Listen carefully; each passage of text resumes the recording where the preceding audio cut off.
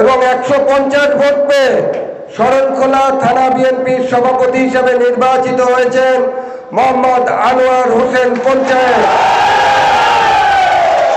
প্রিয় ভোজনের সাংগঠনিক সম্পাদক, মোট ভোট 284। ভোট প্রদান করেছেন 281 জন। একটি ভোট বাতিল হয়েছে। মোহাম্মদ মনিরুজ্জামান হাওলাদার সাংগঠনিক সম্পাদক হিসেবে 5 ভোট পেয়েছেন। মোহাম্মদ মিজানুর রহমান উনি 18 ভোট পেয়েছেন। মোহাম্মদ ইলিয়াস উনি 39 ভোট পেয়েছেন। মোহাম্মদ কাউসার হোসেন উনি 51 ভোট পেয়েছেন।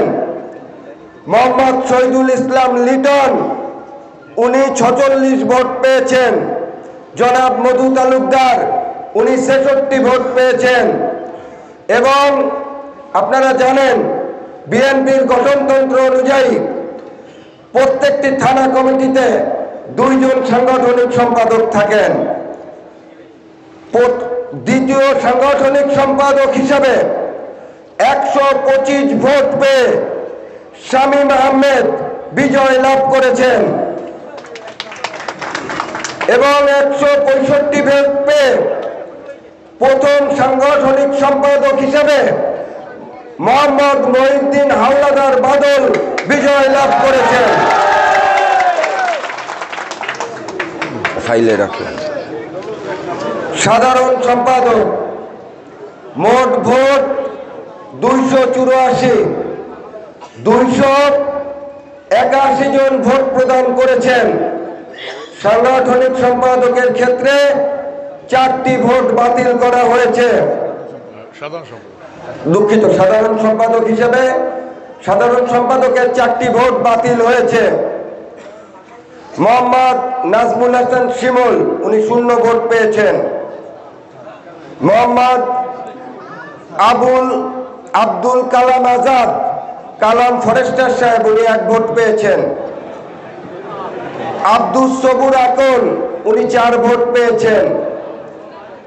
ফরিদ উদ্দিন মানিক উনি 81 ভোট পেয়েছেন।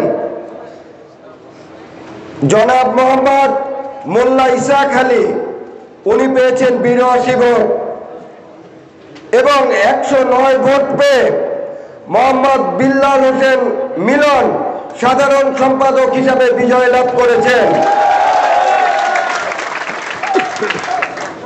এবার সভাপতি, সবচেয়ে গুরুত্বপূর্ণ পদ। মোট ভোট 284। ভোট প্রদান করেছেন 281 জন। সভাপতির ক্ষেত্রে 2টা ভোট বাতিল হিসাবে গণ্য হয়েছে।